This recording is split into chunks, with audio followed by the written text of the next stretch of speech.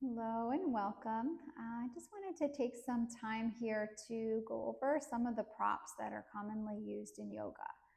A lot of my classes, I try to prepare without needing props because I don't want people to feel like they can't take them if you don't have these things at home. But I also want to show you some options you have.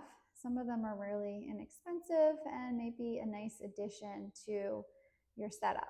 So, blocks, I think, are probably, for me anyway, one of the things that I use the most for adjustments. So we have different types of blocks. These are a little bit thinner. I prefer these. That's just what works for me. They have a little bit of give and they're a little thinner. I really like to use them even to sit on, and I'll show you that in a second. But there is another thicker block, especially these cork type blocks. So you can see the thickness. It's definitely thicker, but it's also more supportive. So if you're using your blocks more for maybe balancing poses or things where you're actually putting your weight into the blocks, you might want to invest in a pair of these thicker ones. They're really nice when we're leaning, kind of for some poses that we're really putting weight. They're much more sturdy than the thinner ones. Now, the thinner ones, which I use more often, especially for my seat, for meditation, I like to sit for a long time. And sitting cross-legged can start to, my legs will start to fall asleep. So using these blocks, stacking them like this and sitting on them is a great seat for me. It allows my legs to have less of a bend at the knee, so my blood flows better, and I can find myself able to sit like this for much longer. So having blocks can be a nice option to sit on. For some people, this is really uncomfortable, but they still aren't quite comfortable in a cross-legged seat. So another option for your seat would be to bring in a blanket. This is a yoga blanket. At home, you could just use a blanket that you have already. If you can find something that's a little more dense, a little thicker, will be helpful. Just sitting the blanket behind you, coming onto the edge of the blanket, will allow the hips to stay elevated, and that'll help for the knees to maybe come down a little bit more, giving a little bit more room in the hips. If this isn't enough, you can stack several blankets or maybe even fold the blanket another time, just allowing for a little extra height. Always elevating the hips is going to help a lot with that openness as you come into a seated position. So just knowing you have some options there. The blanket is also a really great prop to have for support of the knees. So if you don't have a blanket, maybe or you don't want to bring a blanket to a studio that may not have a blanket, you can use towels at a gym if they provide towels, just having some cushion under your knees. So I'll show you that. That can be really nice for tabletop, especially in lunges. So for me, just folding the blanket, having it here on the mat, and then placing the knees on the blanket can be really supportive here. So you'll see, you'll use that. And some gyms have like a little, like a knee mat, kind of almost for gardening, one of those little knee mats that can work as well if you don't have a blanket. But always trying to support the knees, even if it's just a towel. If you're going to be there a while, can be really helpful. Another complaint I hear a lot in tabletop is the wrists. So wrists can be really supportive. This is again where I like these little bit of thinner blocks, because you're not elevating too much, but you're giving a chance for the wrist to come up off the mat and have a little bit of cushion. And like I said, these ones have a little bit of give, so that feels really nice for me in my tabletop.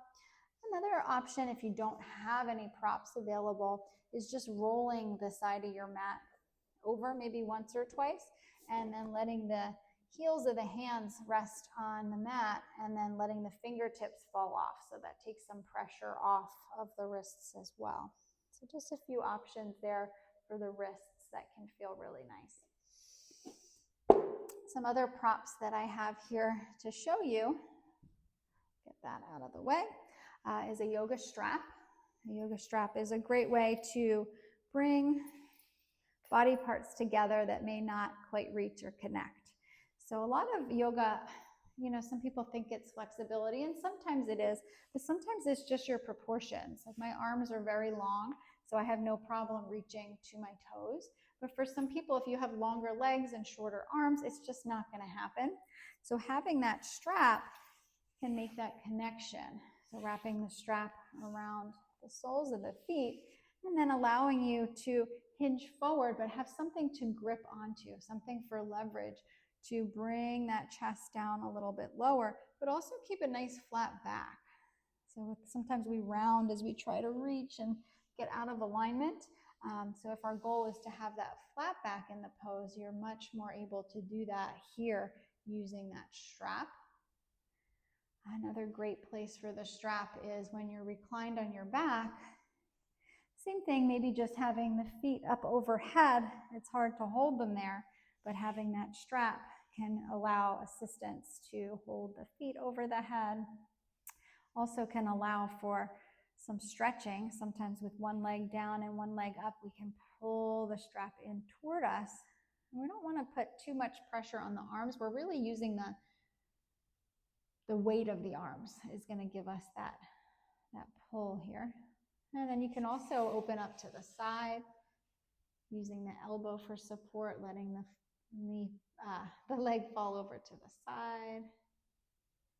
And then with that left leg straight, you can even bring that strap over to the left hand, maybe even wrapping it around for a little more support, and then using it for a twist. Coming into a twist here can feel really nice.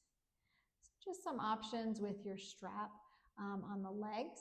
There's also some great options using the strap for the arms. So sometimes we try to connect our arms behind the back. Sometimes that doesn't work for everybody depending on your shoulders. I'm actually going to turn around to show you this particular pose using the strap. And you could always double it up if you'd like, using the strap to connect hands. So if you want to bring one hand under and one hand over, some people can actually connect their hands and some people can't. So if your hands cannot connect here, using that strap allows you to stretch the shoulders, bringing that right arm up toward the ceiling and that left elbow down toward the ground, but finding that connection using the strap to do so. Also keeping a nice flat back. And just being here to stretch the shoulders can feel really nice. So there's a million more ways to use the strap, but I just want to show you some that you may use the most often. We also have a bolster here. So at home, a pillow could work as well. So you want to find something, if you have an option for like a thicker or more dense pillow too, that could be helpful. The bolster can be used in a lot of ways, one of which can be something just to make poses a little more gentle. So something like child's pose. Some people love child's pose. Some people it isn't comfortable.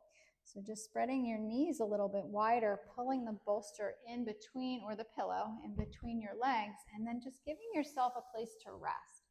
So this way you're not coming all the way down. There's no strain on the neck. You can even turn the neck to the side. Just let the cheek and temple gently rest and provide a lot more softness in the shoulders and the arms.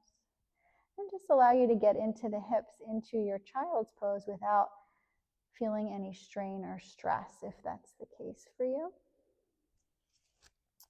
The bolster can also be used, this is getting a little more fancy if we want to start combining props. One of my favorite ways to use a bolster, and now this actually is a place you may want to use the more sturdy blocks. These would work, but since we have both here, I'll show you. You have some options. You can place that block, one block on the high setting, and then one block on the medium setting. Kind of close together so they're nice and stable, and then placing your bolster here can give you like a little back support. And then you can sometimes start or end your practice here, pressing your hips up toward the bolster and then just gently lying back, giving yourself a chance to open the chest. You can have your knees bent or let them come out in front of you. And just relax into the support again of the bolster or a pillow and a pair of blocks. One last prop I have to show you. This is one of my new favorites. I was introduced to this only about a year ago, but I absolutely love it. Actually, you know what? I'm going to do it with the same setup here. So this is a sandbag. The sandbag gives some weight to your poses and helps you get a little more grounded. It's used a lot in restorative classes where we're taking a little more time in each pose. I personally, if you ever have an option to use a sandbag during Shavasana, it's one of my favorite things. Go ahead and lie back so you can be on something like this or just fully reclined.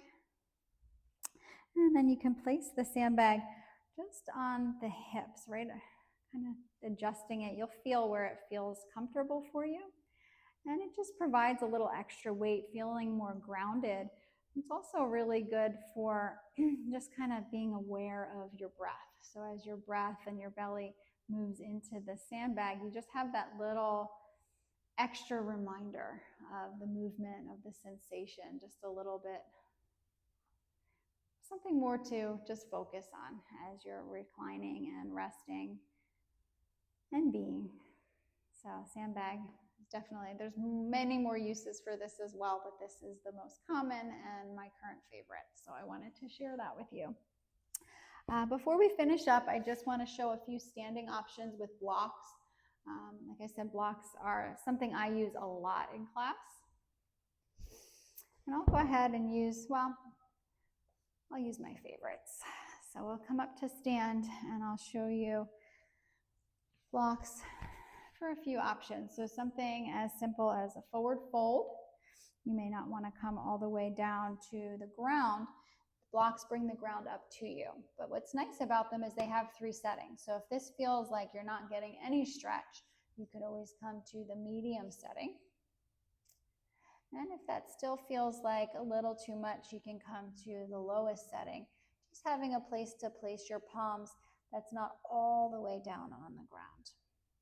Can also be nice if you're lunging side to side. Again, without having to reach the ground, you can get maybe a little bit deeper into your side to side lunges.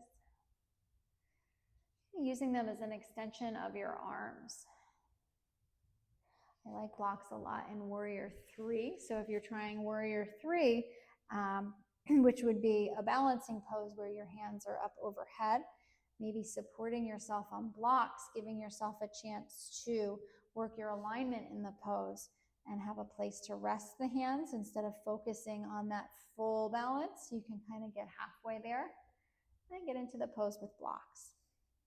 So just some of my favorite ways to use props.